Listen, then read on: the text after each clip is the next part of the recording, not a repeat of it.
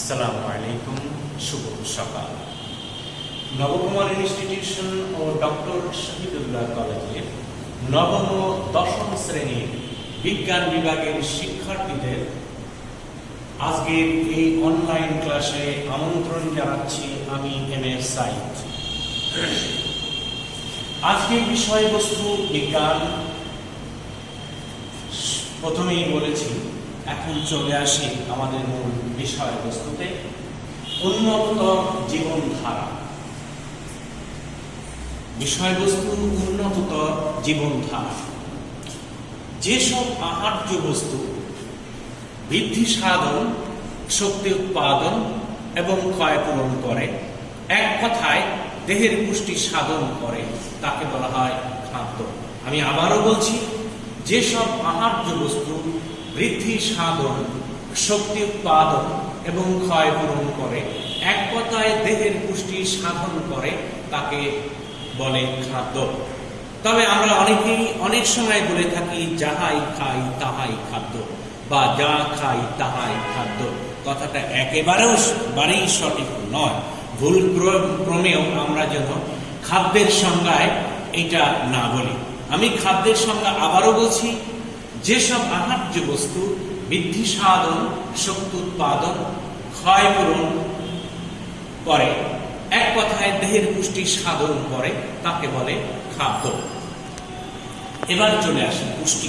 পুষ্টি কি? পুষ্টি হলো পরিবেশ থেকে প্রয়োজনীয় খাদ্যবস্তুকে পরিপাক ও শোষণ করা এবং আত্তীকরণ দ্বারা শক্তির চাহিদা পূরণ করা, রোগ প্রতিরোধ, বৃদ্ধি ও ক্ষয় পূরণ করাই হচ্ছে পুষ্টি। আমি আবারও বলছি, পুষ্টি হলো পরিবেশ থেকে প্রয়োজনীয় খাদ্যবস্তুকে পরিপাক ও শোষণ করা এবং আত্তীকরণ দ্বারা শক্তির চাহিদা পূরণ, রোগ প্রতিরোধ, বৃদ্ধি ও ক্ষয় পূরণ করা। খাদ্যের কাজ তিনটি। আমাদের জেনে রাখা দরকার, খাদ্যের কাজ তিনটি। একটা হচ্ছে দেহের গঠন, বৃদ্ধি সাধন, ক্ষয়পূরণ ও রক্ষণাবেক্ষণ করা। আমি আবারও বলছি, দেহের গঠন, বৃদ্ধি সাধন, ক্ষয়পূরণ ও রক্ষণাবেক্ষণ করা। দেহের তাপ উৎপাদন করে কর্মশক্তি প্রদান করা। 2 নম্বর হচ্ছে দেহের তাপ উৎপাদন করে কর্মশক্তি বৃদ্ধি করা। 3 নম্বর হচ্ছে রোগ প্রতিরোধ করে দেহকে সুস্থ, সবল এবং কর্মক্ষম করা। আবারও বলছি, রোগ প্রতিরোধ করে দেহকে সুস্থ, সবল এবং কর্মক্ষম করা। খাদ্যের উপাদান। খাদ্যের উপাদান আমরা জানি 6টা। একটা হচ্ছে শর্করা, আমিষ, স্নেহ পদার্থ, ভিটামিন, খনিজ লবণ ও পানি। আমি আবারও বলছি, খাদ্যের উপাদান 6টা। শর্করা, আমিষ, স্নেহ পদার্থ, ভিটামিন, খনিজ লবণ ও পানি। বেশ কয়েক ধরনের শর্করা বা কার্বোহাইড্রেট রয়েছে এবং এদের উৎস ভিন্ন। একটা হচ্ছে উদ্ভিদ উৎস, আর একটা হচ্ছে প্রাণীজ উৎস। এখন উদ্ভিদ উৎসগুলোর মধ্যে থেকে আমরা কি পাই? শ্বেতসার বা স্টার্চ, ধান, গম, ভুট্টা ও অন্যান্য শস্য দানা স্টার্চের প্রধান উৎস। 2 গ্লুকোজ, এটা পেয়ে থাকি চিনি, মিষ্টি কম, যেমন আঙ্গুর, আপেল, গাজর, খেজুর। ফ্রুক্টোজ, আম, পেঁপে, কলা প্রভৃতি মিষ্টি ফল ও ফুলের মধু। এরপরে সুক্রোজ, আখের রস, চিনি, গুড়। এরপরে চলে আসি সেলুলোজ, এটা হচ্ছে বেল, আম, কলা, তরমুজ, বাদাম, শুকনা ফল। প্রাণীর উৎস যেগুলো রয়েছে তার মধ্যে রয়েছে ল্যাকটোজ বা দুধ শর্করা, যেমন গরু, ছাগল ও অন্যান্য প্রাণীর দুধ। এরপরে রয়েছে গ্লাইকোজেন, পশু ও পাখি জাতীয় প্রাণীর যকৃৎ ও মাংস। আমি আবারও বলছি, গ্লাইকোজেন হচ্ছে পশু পাখি জাতীয় প্রাণীর যকৃৎ ও মাংস। এখন চলে আসি দেহ পরিবেশক খাদ্য দেহ পরিপোষক খাদ্য, যেমন শর্করা, আমিষ ও স্নেহ। এরপরে শক্তি উৎপাদক খাদ্য, স্নেহ ও শর্করা। দেহ গঠনের জন্য খাদ্য, আমিষযুক্ত খাদ্য। এরপরে রয়েছে দেহ সংরক্ষণের জন্য খাদ্য, যেগুলো ভিটামিন, খনিজ লবণ ও পানি। আমি এটা আবারও বলছি, দেহ পরিপোষক খাদ্য যেমন শর্করা, আমিষ ও স্নেহ জাতীয় খাদ্য। শক্তি উৎপাদক খাদ্য যেমন স্নেহ ও শর্করা। দেহ গঠনের জন্য খাদ্য, আমিষযুক্ত খাদ্য। এবং দেহ সংরক্ষণের জন্য খাদ্য, সেটা হচ্ছে ভিটামিন, খনিজ লবণ ও পানি। আমি খাদ্য উপাদানের কথা বলেছি। এই খাদ্য উপাদানে আমি ছকের সাহায্যে তোমাদের বোঝানোর জন্য ছক তুলে ধরার চেষ্টা করেছি। খাদ্যের উপাদান 6টা, এটাকে 2 ভাগে ভাগ করা হয়েছে। একটা হচ্ছে মুখ্য উপাদান, আর একটা হচ্ছে সহায়ক উপাদান। মুখ্য উপাদান রয়েছে 3টা, যেমন শর্করা, আমিষ এবং স্নেহ। আমি আবারও বলছি, মুখ্য উপাদান হচ্ছে শর্করা, আমিষ, স্নেহ। সহায়ক উপাদান হচ্ছে ভিটামিন, খনিজ লবণ, পানি। আমি আবারও বলছি, সহায়ক উপাদান হচ্ছে ভিটামিন, খনিজ লবণ এবং পানি।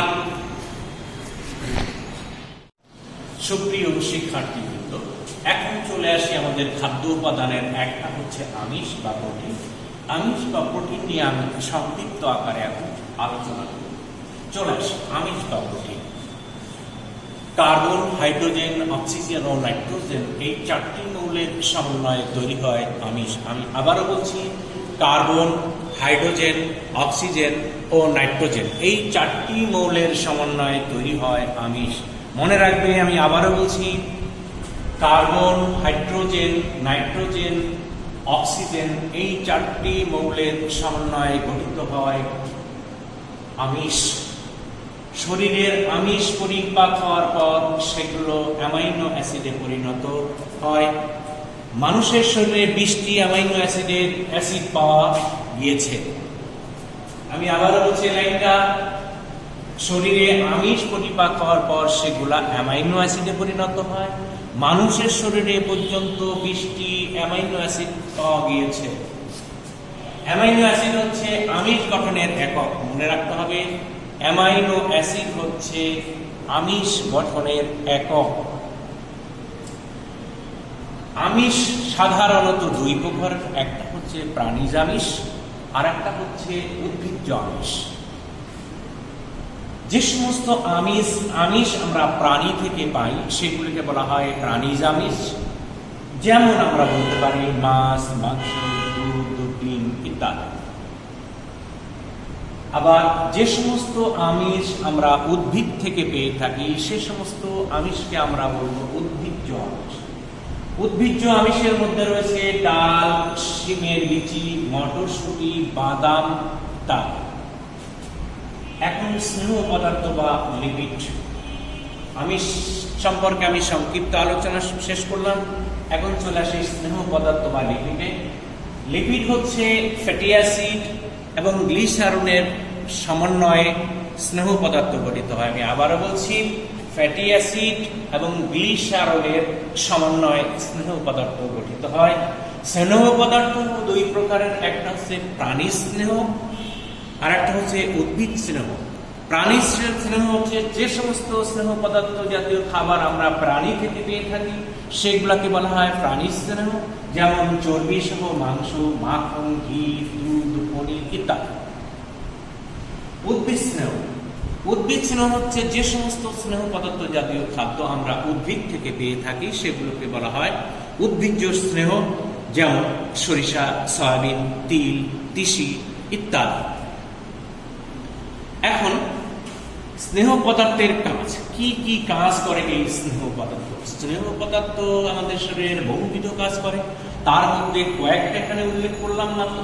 একটা হচ্ছে তাপ ও শক্তি উৎপাদন করে শরীরের, আর একটা হচ্ছে দেহের পুষ্টি এবং বৃদ্ধি সাধন করে, আর একটা হচ্ছে শরীরের তাপ অপচয় রোধ করে এবং খাদ্য জমা রাখে।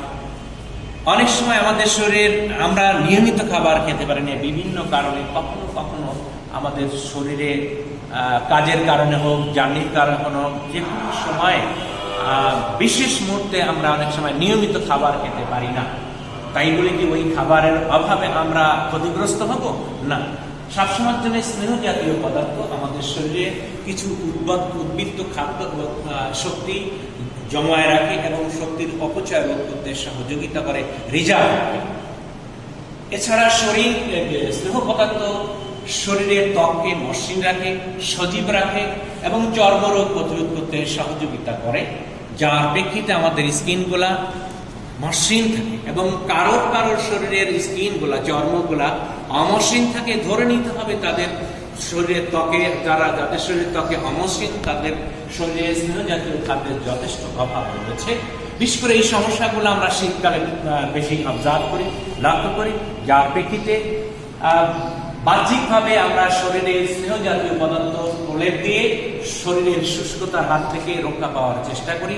শীতকালীন ক্রিম আছে যেটা এটা ব্যবহার করি, ঠোঁটে আমরা ব্যবহার করি জেল, এক ধরনের জেল, ঠোঁটকে নরম রাখার জন্য। এরপরে চলে আসি যেসব ভিটামিন যেমন এ, ডি, ই এবং কে স্নেহ জাতীয় পদার্থে দ্রবণীয়, সেগুলা শোষণে সাহায্য করে। আবারও বলছি, যেসব ভিটামিন স্নেহ জাতীয় পদার্থে দ্রবণীয়, সেগুলি শোষণে সাহায্য করে। এরপর চলে আসি স্নেহ জাতীয় খাদ্যের অভাবজনিত রোগ ও তার প্রতিকার। এবার চলি স্নেহ জাতীয় খাদ্যের অভাবে কি কি রোগ হতে পারে। চর্মরোগ হতে পারে, একজিমা, এটাও এক ধরনের চর্মরোগ। ত্বক শুষ্ক হয়, ইতিপূর্বে বলেছি, এটাও এক ধরনের চর্মরোগ। খসখসে হয়, শরীরের সৌন্দর্য নষ্ট হয়ে যাওয়া, এটাও এক ধরনের চর্মরোগ, যা ইতিপূর্বে স্নেহ পদার্থের কাজের মধ্যে আমরা উল্লেখ করেছি।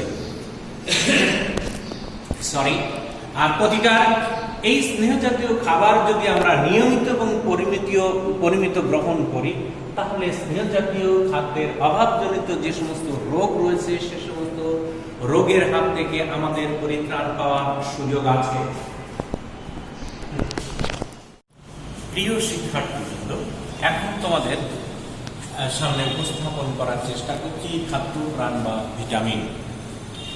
খাদ্যে পরিমাণ মতো শর্করা, আমিষ এবং স্নেহ পদার্থ থাকার পরও জীবের স্বাভাবিক বৃদ্ধি এবং পুষ্টির জন্য বিশেষ এক ধরনের খাদ্য উপাদান প্রয়োজন হয়। ওই খাদ্য উপাদানকে বলা হয় ভিটামিন।